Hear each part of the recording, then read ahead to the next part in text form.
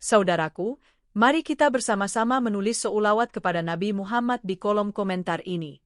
Setiap seulawat yang kita panjatkan adalah bentuk cinta dan penghormatan kita kepada beliau. Semoga dengan istiqomah kita mengirimkan seulawat, Allah Subhanahu wa Ta'ala memudahkan segala urusan kita, melancarkan rizki yang kita harapkan, serta memberikan berkah dan rahmatnya dalam setiap langkah kehidupan kita. Amin ya Rabbal Alamin. Di sebuah sudut kota Semarang yang ramai, terdapat sebuah pasar tradisional yang selalu dipenuhi hiruk-pikuk aktivitas.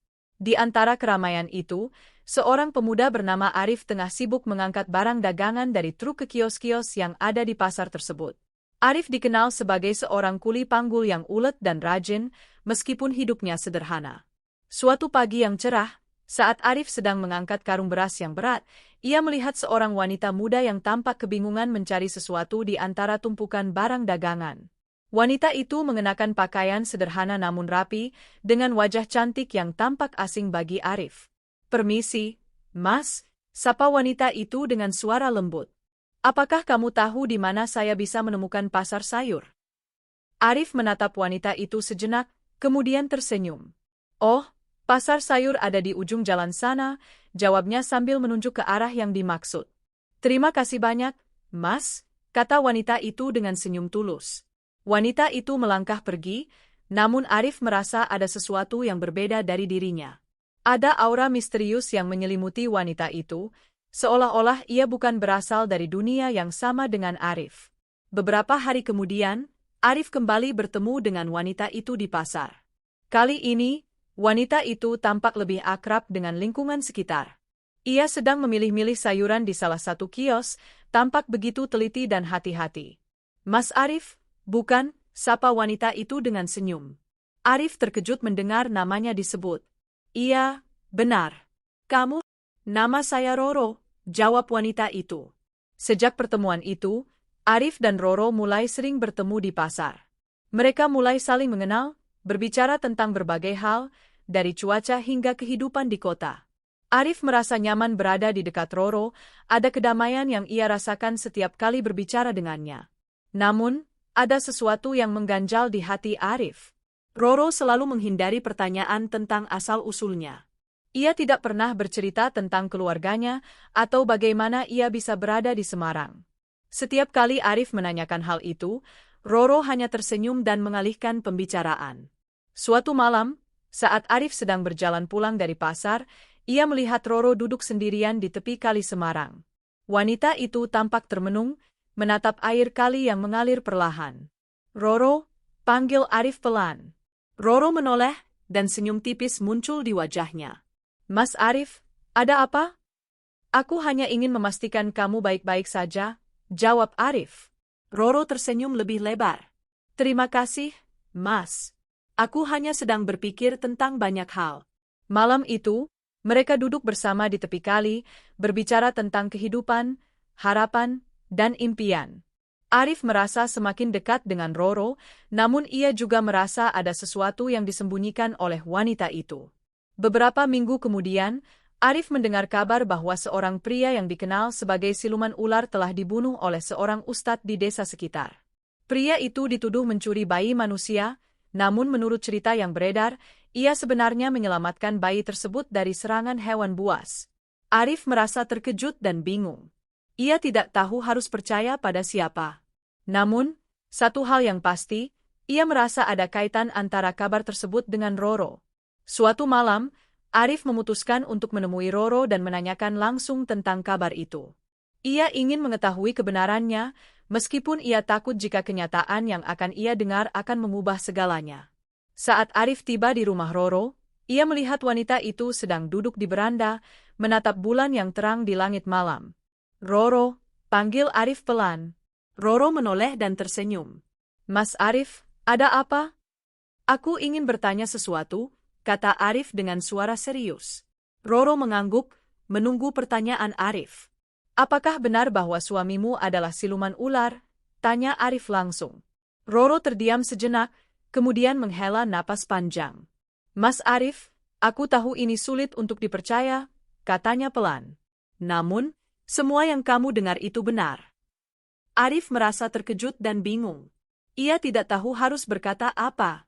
Malam itu, di sebuah warung kopi sederhana di pinggir jalan kota Semarang, Arif duduk termenung. Di depannya, secangkir kopi hitam mengepulkan uap panas, namun pikirannya jauh melayang.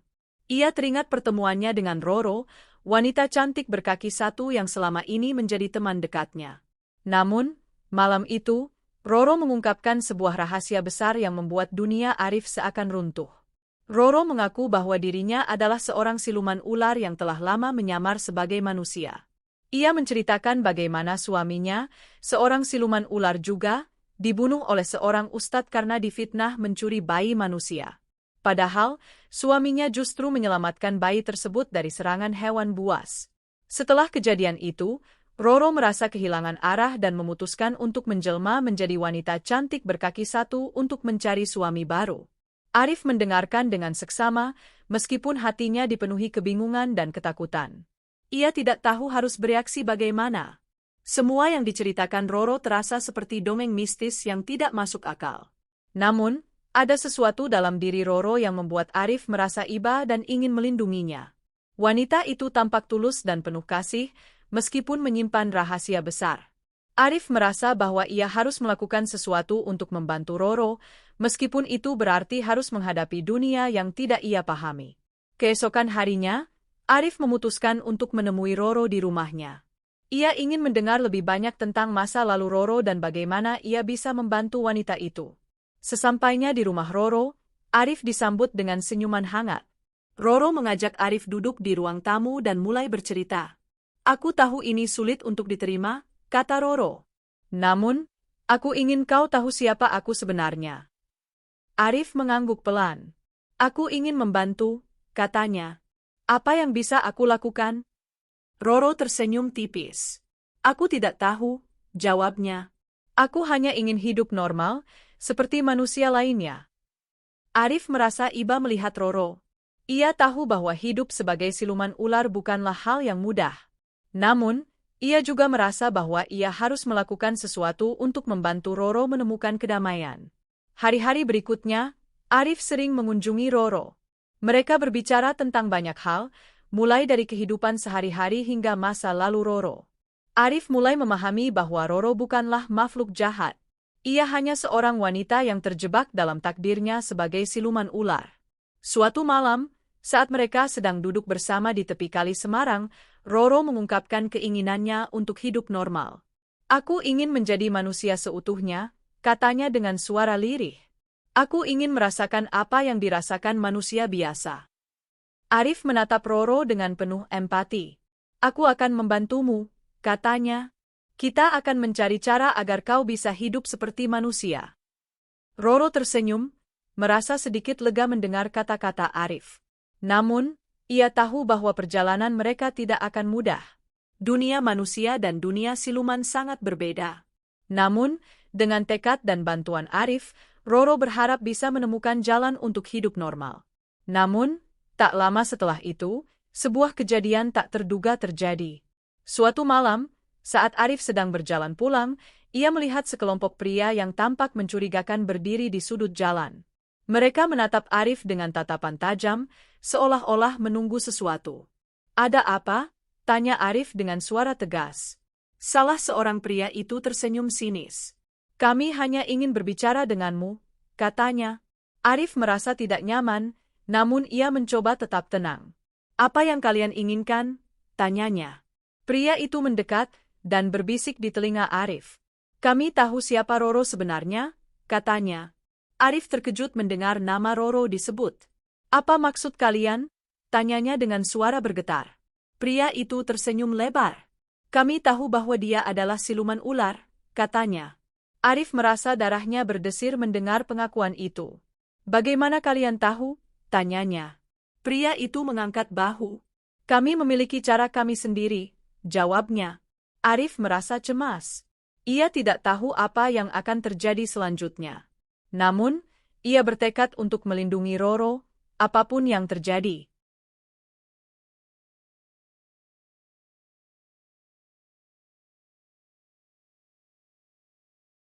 Malam itu, di sebuah warung kopi sederhana di pinggir jalan kota Semarang, Arif duduk termenung. Di depannya, secangkir kopi hitam mengepulkan uap panas, namun pikirannya jauh melayang. Ia teringat pertemuannya dengan Roro, wanita cantik berkaki satu yang selama ini menjadi teman dekatnya. Namun, malam itu, Roro mengungkapkan sebuah rahasia besar yang membuat dunia Arif seakan runtuh. Roro mengaku bahwa dirinya adalah seorang siluman ular yang telah lama menyamar sebagai manusia. Ia menceritakan bagaimana suaminya, seorang siluman ular juga, dibunuh oleh seorang ustadz karena difitnah mencuri bayi manusia. Padahal, suaminya justru menyelamatkan bayi tersebut dari serangan hewan buas. Setelah kejadian itu, Roro merasa kehilangan arah dan memutuskan untuk menjelma menjadi wanita cantik berkaki satu untuk mencari suami baru. Arif mendengarkan dengan seksama, meskipun hatinya dipenuhi kebingungan dan ketakutan.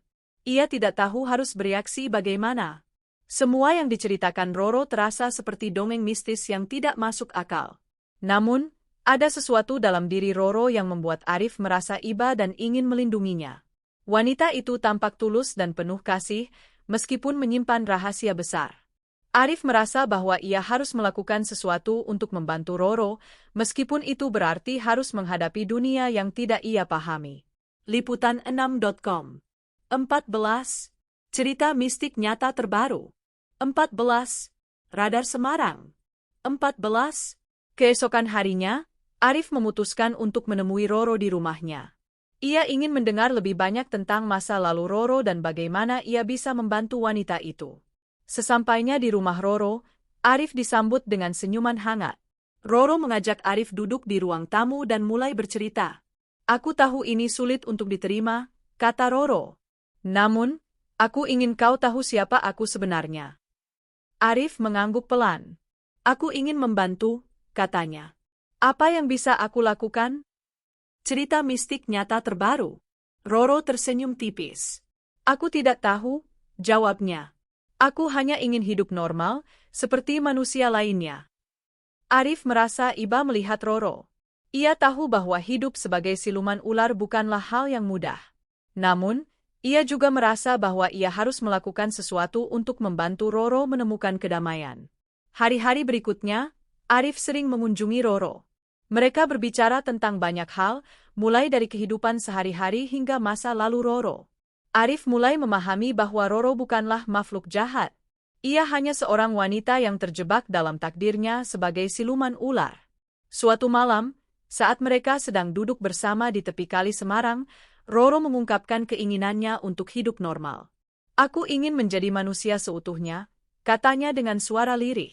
"Aku ingin merasakan apa yang dirasakan manusia biasa." Arif menatap Roro dengan penuh empati. "Aku akan membantumu," katanya. "Kita akan mencari cara agar kau bisa hidup seperti manusia." Roro tersenyum, merasa sedikit lega mendengar kata-kata Arif. Namun, ia tahu bahwa perjalanan mereka tidak akan mudah. Dunia manusia dan dunia siluman sangat berbeda. Namun, dengan tekad dan bantuan Arif, Roro berharap bisa menemukan jalan untuk hidup normal. Namun, tak lama setelah itu, sebuah kejadian tak terduga terjadi. Suatu malam, saat Arif sedang berjalan pulang, ia melihat sekelompok pria yang tampak mencurigakan berdiri di sudut jalan. Mereka menatap Arif dengan tatapan tajam, seolah-olah menunggu sesuatu. "Ada apa?" tanya Arif dengan suara tegas. Salah seorang pria itu tersenyum sinis. "Kami hanya ingin berbicara denganmu," katanya. Arif merasa tidak nyaman, namun ia mencoba tetap tenang. "Apa yang kalian inginkan?" tanyanya. Pria itu mendekat dan berbisik di telinga Arif. "Kami tahu siapa Roro sebenarnya," katanya. Arif terkejut mendengar nama Roro disebut. "Apa maksud kalian?" tanyanya dengan suara bergetar. Pria itu tersenyum lebar. "Kami tahu bahwa dia adalah siluman ular," katanya. Arif merasa darahnya berdesir mendengar pengakuan itu. "Bagaimana kalian tahu?" tanyanya. Pria itu mengangkat bahu. "Kami memiliki cara kami sendiri," jawabnya. Kehidupan Arif dan Roro semakin rumit. Setelah pertemuan dengan pria-pria misterius yang mengetahui identitas asli Roro, Arif merasa ada ancaman yang lebih besar mengintai mereka. Ia tidak tahu siapa yang mengirim mereka atau apa tujuan mereka sebenarnya. Suatu malam, saat Arif sedang berjalan pulang dari warung kopi, Ia merasakan ada yang mengikutinya. Langkah kaki yang berat dan napas yang terengah-engah terdengar di belakangnya. Ia mempercepat langkahnya, namun suara itu semakin dekat. Tiba-tiba, dari balik pohon besar, muncul sosok tinggi besar dengan wajah tertutup kain hitam. Sosok itu mengeluarkan suara serak, "Kau tidak akan bisa melindungi Roro." Arif terkejut dan mundur beberapa langkah. "Siapa kau?" tanyanya dengan suara bergetar. Sosok itu tidak menjawab, malah melangkah maju dan mengangkat tangan kanannya. Tiba-tiba, Arif merasa tubuhnya seperti terikat oleh kekuatan gaib yang kuat. Ia tidak bisa bergerak, hanya bisa menatap dengan mata terbuka lebar. Sosok itu mendekat dan berbisik di telinga Arif, "Roro adalah bagian dari dunia kami. Jangan coba-coba menghalangi takdirnya." Dengan sekuat tenaga, Arif mencoba melepaskan diri dari cengkeraman gaib itu. Ia mengingat kembali kata-kata Roro tentang kekuatan dalam dirinya yang belum ia pahami sepenuhnya. Dengan tekad yang kuat, ia berhasil melepaskan diri dan mundur beberapa langkah. Sosok itu tampak terkejut, namun segera menghilang dalam sekejap mata. Arif terjatuh ke tanah, napasnya terengah-engah. Ia merasa ada sesuatu yang besar sedang terjadi, sesuatu yang melibatkan dirinya dan Roro. Keesokan harinya, Arif menemui Roro di rumahnya. Ia menceritakan kejadian malam itu dengan cemas. "Roro, ada yang mengikutiku malam tadi," kata Arif dengan suara gemetar. Roro menatap Arif dengan serius. "Mereka tahu," katanya pelan. "Siapa mereka?" tanya Arif. "Kelompok yang ingin menguasai dunia kami," jawab Roro. "Mereka tidak akan berhenti sampai mereka mendapatkan apa yang mereka inginkan." Arif merasa cemas. "Apa yang harus kita lakukan?" tanyanya. Roro terdiam sejenak, kemudian berkata, "Kita harus mencari tahu siapa mereka dan apa tujuan mereka. Kita tidak bisa membiarkan mereka menguasai dunia kami."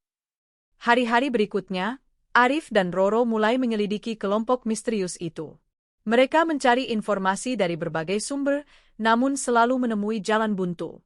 Setiap kali mereka mendekati kebenaran, mereka selalu dihadang oleh sosok-sosok gaib yang menghalangi mereka. Suatu malam, saat mereka sedang duduk bersama di ruang tamu, Roro berkata, "Aku merasa ada yang mengawasi kita." Arif menatap Roro dengan serius. "Apa maksudmu?" tanyanya. "Aku tidak tahu," jawab Roro. "Namun, aku merasakannya. Ada yang mengintai kita." Arif merasa cemas. Ia tahu bahwa mereka sedang berada dalam bahaya besar. Namun, ia juga merasa bahwa ia harus melindungi Roro, apapun yang terjadi. Keesokan harinya, Arif memutuskan untuk menemui seorang teman lama yang dikenal memiliki pengetahuan tentang dunia gaib. Ia berharap temannya itu bisa memberikan petunjuk tentang kelompok misterius yang mengincar mereka. Sesampainya di rumah temannya, Arif disambut dengan hangat. Mereka berbincang-bincang tentang berbagai hal, hingga akhirnya Arif menceritakan kejadian-kejadian aneh yang dialaminya bersama Roro. Temannya mendengarkan dengan seksama, kemudian berkata, "Kelompok yang kau maksud itu adalah kelompok yang disebut penguasa bayangan. Mereka adalah makhluk gaib yang ingin menguasai dunia manusia dan dunia gaib." "Apa tujuan mereka?" tanya Arif.